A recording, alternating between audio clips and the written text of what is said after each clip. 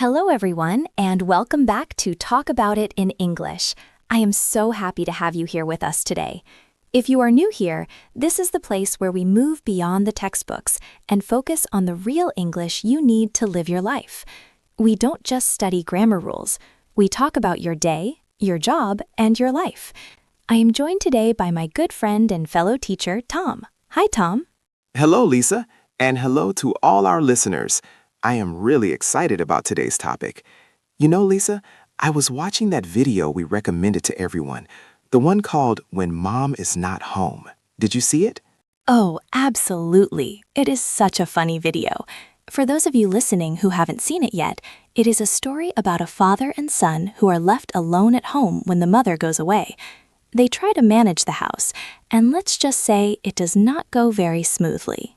That is a polite way to say it, Lisa. It was total chaos. They were making a mess, things were loud, and they were really struggling to get dinner ready before the mom came back. It made me laugh, but it also made me think about our students. Exactly, Tom. That is why we are here today. It is funny when you watch it on YouTube, but in real life, feeling helpless in the kitchen is not funny. It is stressful. Imagine you are living with English speakers, or you are visiting friends abroad. You want to help with dinner. You want to be useful. But when you step into the kitchen, do you have the words to help? Right. A lot of our students know the basic food words. They know apple, chicken, spoon, and plate. But when I ask them, so how do you make this dish? They freeze. They usually say something like, I cut the food, I put it in the fire, I cook it. I cook it. We hear that so often. It is grammatically correct, but it is not natural. It is a bit robotic. If you want to talk about real life, you need more detail. You need the specific verbs that describe the action. So today, we are going to fix that. We are going to build your kitchen routine. We are going to imagine we are cooking a meal together right now. We'll walk you through the preparation, the cooking process, how to ask for help, and finally, how to taste and talk about the food. By the end of this lesson, you will be able to narrate your own cooking show in your head. That sounds great. I'm getting hungry already. What are we making today, Lisa? Let's keep it simple but tasty. Let's make a chicken and vegetable stir-fry. It's a great dish to learn because it uses so many important actions. So Tom, imagine we are in the kitchen. The counter is empty. We need to start. What is the very first thing we usually need to do with our ingredients? Well, usually the meat is in the freezer, so we can't cook it yet. It is hard as a rock. Right. This is the first problem. Many learners say, I need to unfreeze the chicken. Now, people will understand you, but that is not what a native speaker says. We use a specific phrasal verb here. We say, thaw out. Thaw out. T-H-A-W, thaw, and then the particle out, thaw out. Exactly. So I might say to you, Tom, did you remember to thaw out the chicken? Or, I need to take the chicken out of the freezer to let it thaw out. That is a really useful one. It means letting it warm up until it's soft enough to cook. You can thaw it out in the fridge, or you can thaw it out in the microwave if you're in a hurry. Yes, and notice how thaw has that soft th sound. You have to stick your tongue out a little bit. Thaw, thaw out. Everyone listening, try that with us. Thaw out the chicken. Okay, so the chicken is thawed out. It is ready. Now we have our vegetables. We have onions, carrots, and peppers. We need to get them ready for the pan. What is the general word for this, Tom? Usually, students say cut. I cut the onions. I cut the carrots.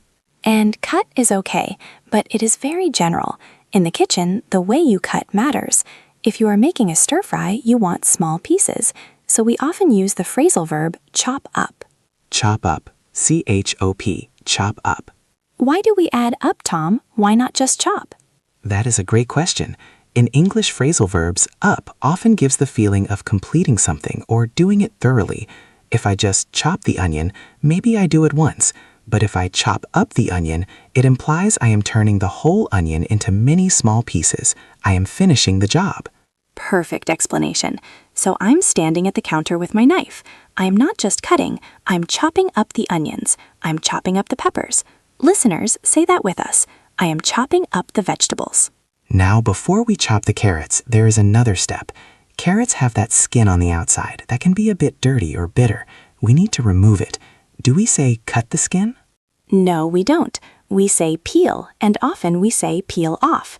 P-E-A-L, peel off the skin. Right, you use a peeler, which is the tool, to peel off the skin.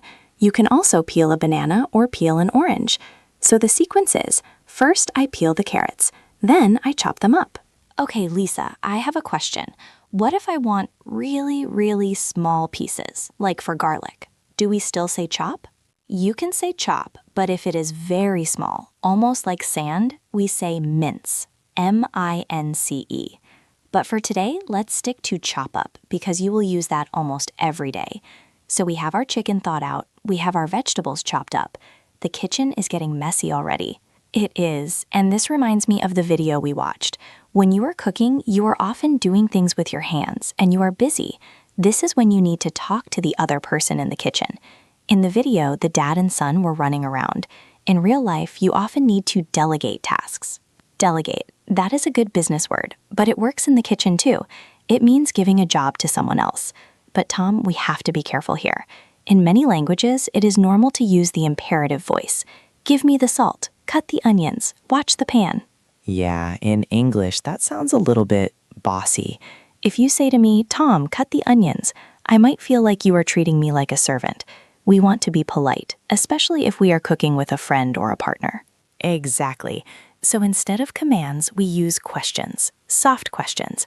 Instead of watch the sauce, which sounds like an order, we use a wonderful phrase, keep an eye on. Keep an eye on. That is such a native phrase. It doesn't mean take your eye out and put it in the pan. It means watch it carefully or monitor it. Right. So I might say, Tom, could you keep an eye on the sauce while I chop the peppers? Could you keep an eye on the sauce? That sounds so much nicer. I would be happy to do that. Listeners, I want you to practice this one because it is so common. Imagine something is boiling on the stove. You need to leave the room for a minute. You ask your friend, repeat after me, can you keep an eye on the stove? Perfect. Here is another one. You have wet hands. You are washing lettuce.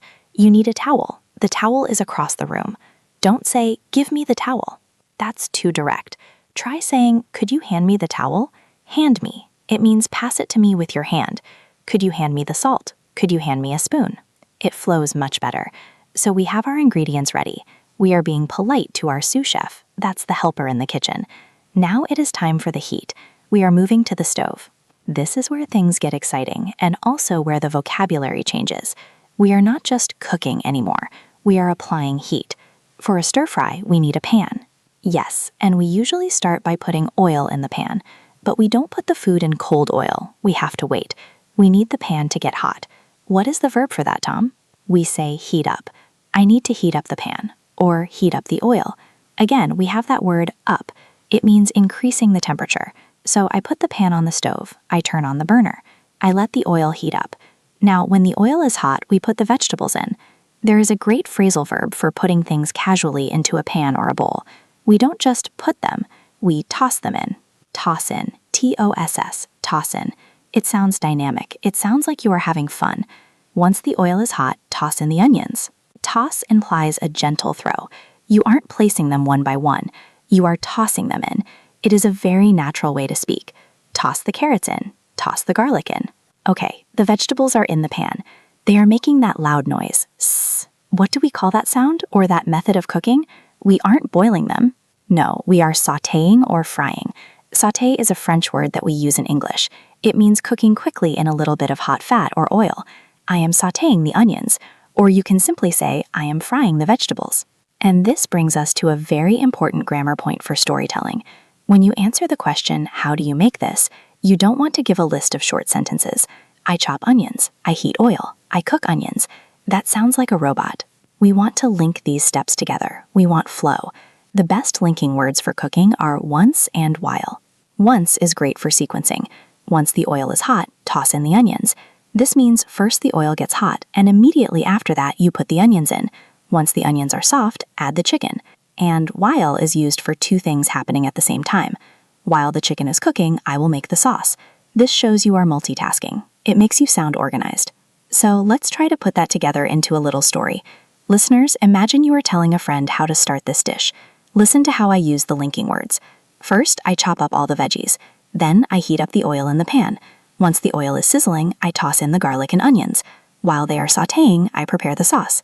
That sounded perfect, Lisa. It didn't sound like a textbook. It sounded like a real person talking about their dinner. And that is our goal. We want you to feel that rhythm. Okay, Tom, the vegetables are sautéed. The chicken is cooked. Now we need to add the sauce. But we don't want the sauce to boil like crazy, right? Right. If you boil a sauce too hard, it might burn or evaporate too quickly. Usually for a sauce, we want a gentle heat. We call this simmering. Simmer. S-I-M-M-E-R. Simmer. Boiling is big bubbles. Bloop, bloop, bloop. Simmering is tiny bubbles. Shh, it is gentle. So the recipe might say, bring the sauce to a boil, then turn the heat down and let it simmer. That is a classic kitchen sentence pattern. Let it simmer for 5 minutes. It allows the flavors to mix together perfectly, so we let it simmer. Now, while it is simmering, we have a mess to deal with. Remember the Mom's Not Home video? The biggest problem wasn't the cooking, it was the cleaning. Oh, the cleaning, the worst part. But talking about cleaning is just as important as talking about cooking. If you are cooking with a friend, you might want to suggest cleaning while waiting for the food. We have a phrase for this. Clean as you go. It means cleaning the little messes while you are cooking, so you don't have a disaster at the end. And specific verbs help here too. If there is some sauce on the counter, we don't wash the counter. We usually wipe down the counter. Wipe down. W-I-P-E. Wipe down. You use a cloth or a sponge. I'll wipe down the counter while the sauce simmers. And if you have a cutting board that has onion juice on it, you might just want to use water quickly. We call that rinsing off. I'll just rinse off the cutting board. Rinse off. It means using water, but maybe no soap, just to get the dirt off quickly. Rinse off the knife. Rinse off the grapes. Okay, so we have wiped down the counters, we rinsed off the cutting board, and the stir-fry has been simmering for 10 minutes. It looks ready. But before we serve it, what is the most important rule of cooking? You have to taste it. You never serve food without tasting it first. But here is where students often struggle with vocabulary. They taste it and say, it is good, or it is bad. It is bad is very harsh. Imagine you are cooking with your mother-in-law or a new friend. You taste their soup. You don't want to say it is bad, but maybe it has no flavor. What is the polite word for no flavor? The word is bland. B-L-A-N-D. Bland. It means it is boring. It needs salt. It needs spice. It tastes a bit bland. That is a very useful sentence. I think it is a bit bland. Can you pass the salt? This is a constructive criticism. It helps fix the problem without hurting feelings. What about if it has too much salt? Then it is salty. That one is easy. What if it has a lot of oil or butter? We say rich or greasy, but rich is the nice word. Oh, this sauce is very rich. It means it is heavy and delicious, but maybe you can't eat too much of it. And for our stir-fry, we want the vegetables to be cooked but still have a little crunch. We don't want them soft and mushy. We want them crispy or crunchy. The carrots are nice and crispy. That's a compliment in a stir-fry. So you taste it, you say, the sauce is rich, but the carrots are still crispy. It's perfect. That sounds delicious. So look at what we have done. We started with a frozen block of chicken and some dirty vegetables, and now we have a finished meal, and we talked through the whole process in English. Let's review the flow of the story we just built. We can think of it in 4 stages. Stage 1 was prep. Right. In prep, we thawed out the chicken, we peeled off the carrot skins, we chopped up the vegetables. Stage 2 was the heat. We heated up the pan, we tossed in the ingredients, we let the sauce simmer. Not boil, but simmer. Stage 3 was teamwork. We didn't give orders, we asked nicely. Could you keep an eye on the pan? Could you hand me the salt? And stage 4 was the result. We tasted it. We checked if it was bland or rich. We made sure the veggies were crispy. This is a routine. This is a script. If you learn these words, you can describe almost any meal you cook. It doesn't matter if it is pasta, soup, or tacos. The actions are almost always the same. You chop, you heat, you simmer, you taste. Exactly. And remember the video that inspired this lesson. The dad and son were stressed because they didn't have a routine. They were chaotic. When you have the words, you have control. Speaking English in the kitchen gives you confidence.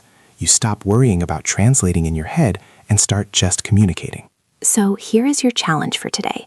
This is the next step for you. We don't want you to just listen to us. We want you to use these words. Tonight, or the next time you cook, I want you to talk to yourself. I know, it sounds a little crazy. If you live with people, maybe whisper, but narrate what you are doing.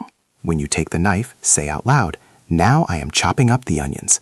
When you put the pan on the stove, say, "I am heating up the oil."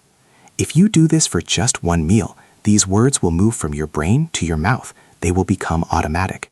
And if you are feeling brave, record yourself on your phone. Just 30 seconds. So tonight, I'm making dinner. First, I chopped up some garlic. Listen to it. Do you sound natural? Do you sound like a storyteller? That is great advice. Speaking to yourself is the best practice because there is no pressure. Nobody is judging you. You can make mistakes and correct them. Before we finish, I want to add one little bonus tip about safety. In the kitchen, things can be dangerous. If you drop water on the floor, it becomes slippery. Slippery. That means you might fall. So if you see water, you say, "Careful, the floor is slippery." And if something is very hot, obviously we say hot. But be careful with the word burn. You can burn the food, meaning you cook it too much and it turns black. But you can also burn yourself. Ouch, I burned my finger. So keep an eye on the stove. Don't let the food burn, and don't burn yourself. We want you to be safe and well-fed. You know, learning English is a lot like cooking. You can have all the ingredients, the vocabulary, the grammar books, the videos, but you have to actually get in the kitchen and do it to make a meal. You have to speak to make progress. That is such a good comparison, Lisa. You can't learn to cook just by reading recipes, and you can't learn to speak just by listening to us. You have to open your mouth and try. If you enjoyed this session, please make sure to subscribe to the channel. We are building a library of these real-life topics. Next week, we might talk about the bathroom, or the office, or the supermarket. If you subscribe and hit that bell, you won't miss it. And if you found this helpful, hit the like button. It tells YouTube that this is a useful lesson, and it helps other learners like you find it. Also, we would love to hear from you in the comments. Tell us, what is your favorite thing to cook? Try to use one of the phrases we learned today. Write a sentence like, "I love to chop up onions for my soup," or "I usually let my sauce simmer for an hour." We read every comment, and we love seeing you practice. It really makes our day to see you using the English we talk about. So go thaw out something for dinner, chop up some fresh veggies, heat up the pan, and enjoy your meal and your English practice. Thanks for joining us, everyone. See you in the next video. Bye. Bye-bye.